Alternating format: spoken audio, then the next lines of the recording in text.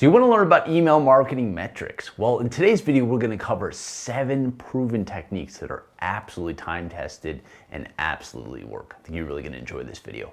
In my own personal business, we send over 4 million emails per year to our fans, our customers, our subscribers, and our leads. So it's critically important that we get things right. All right, the first technique we're going to talk about is nailing the subject line. This is so important. It really is the genesis for everything. If you don't have a great subject line, I don't care how good your email is or what kind of offer you're giving or free content, doesn't matter. If they don't like the subject line, your prospect isn't opening, okay? So what are some techniques you can do to get a really engaging subject line that people are gonna wanna open? Well, first of all, you have to understand the psychology of your end user, okay? They're thinking about themselves. They're getting hundreds of emails per day. You got to give them a reason to, open up that email. So what people really think about when they're engaging with emails is they're thinking benefit-driven stuff. How is my life, or how am I going to benefit, or how am I going to enjoy from opening this particular email? All right? And there are really 3 factors you want to be thinking about when you're composing your subject line. The first is a benefit-driven subject line. Okay. The second factor is a pain-driven subject line, something you can do to engage the prospect of removing something that's a pain for them. Another side of the benefit there, but really they're kind of different things, all right? And then lastly, some sort of curiosity-based subject line, something, what's really on the other side? I got to learn more, right? Now, the best email marketers will use a combination of 2 of those 3 things, or even 3 of those 3 things, okay? The least important of them is the curiosity, and the first 2 would be the benefit and the pain. Those are the top. But if you can throw curiosity in there, it's a really winning formula. All right, the next important tip that we need to have optimized in your email is the first sentence of the email. This is so important, almost as important as the actual subject line of the email itself. So in modern email clients, inside mobile phones and desktop apps, right? When you look at an email, you look at the subject line, there's even a little preview of what's inside the email, the first sentence. And this is really almost thought of as like a sub-headline, like you would see in a long-form sales copy, that sub-headline right before the top. So people are making their decision whether or not they should even engage from the email, from the start, on the first sentence that you see inside the email. Okay, so what are we going to be using technique-wise in that first sentence? Well, guess what?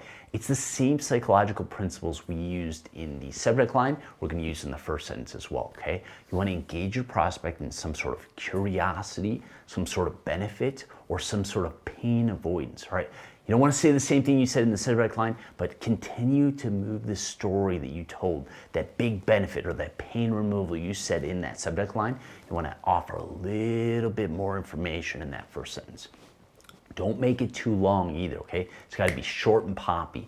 You want to make it think in your mind, my prospect must open this. This is going to be so fascinating to them. They've got to be able to read more. All right, the next technique we're going to talk about is putting a call to action, a clickable link above the fold. So I see a lot of newbie email marketers, what they'll do is they'll put a call to action in their email, something clickable, but it's only at the bottom of the email and the person has to scroll all the way down to be able to do stuff. Well, based off of human design and just attention span, you don't want to make your prospect have to work that hard. You can still have a long email, but make sure there's something clickable up top early on that gets them going so they don't have to actually move down. You're going to see a much higher click-through ratio from literally just that little design hack. Now, speaking of design hacks, let's move on to our next tip here. And that's having multiple calls to action throughout the email, multiple places that they can click, right?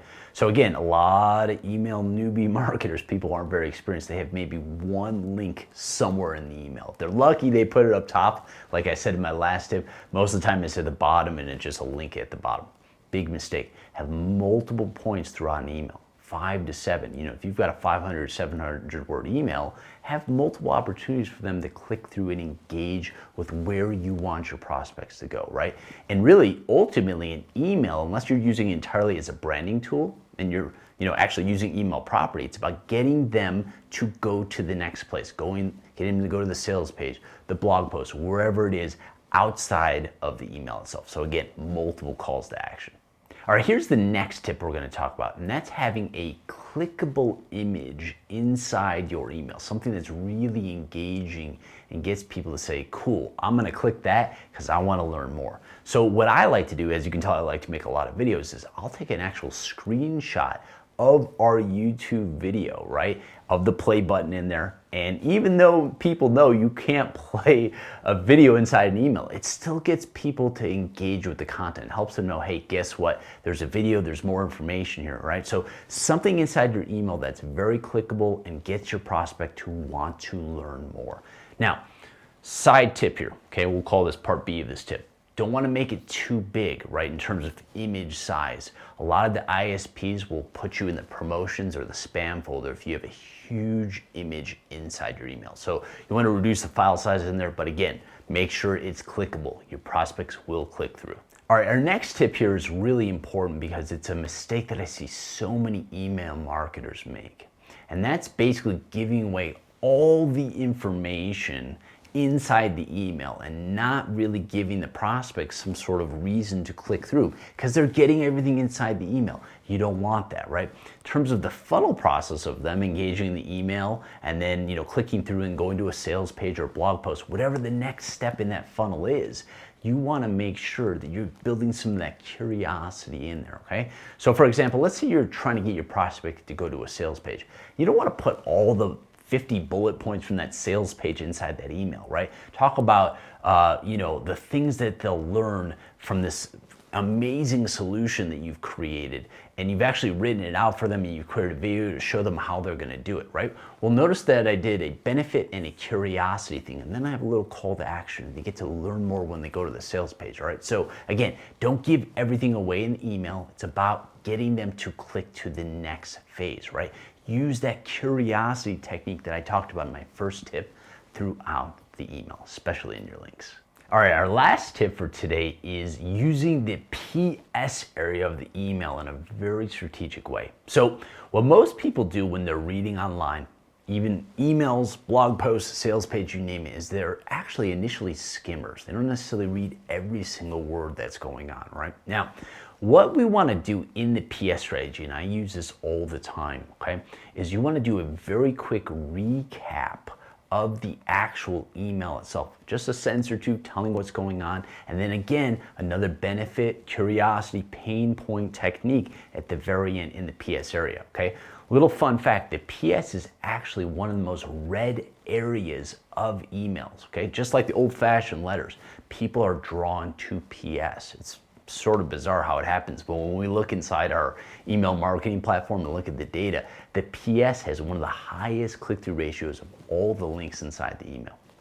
Now, bonus tip, we already talked about the PS. Well, guess what? You can also do a PPS as well. So now, an additional opportunity to get a click-through, right? And again, you're just sort of engaging with the prospect from different angles, giving them more reasons, more benefits to click through to the next stop in your funnel. All right, if you enjoyed today's video, please make sure you press the like, subscribe, and leave a comment below if you're watching this on YouTube. This actually helps the YouTube algorithm show you more of this type of content, right? You're actually training the machine to show you the best stuff on marketing techniques and automation and entrepreneurship. Now, if you want my absolute best strategies and all my best content that we put out on marketing, automation, entrepreneurship, strategy, everything I've done to build seven-figure businesses, make sure you visit strategysamurai.com. We even have a free email series where I show you my best tips and tactics. There's actually going to be a link right above this video you can click on. Just enter your email, we'll send it right to your inbox. All right, thanks so much for watching. I'll see you at strategysamurai.com.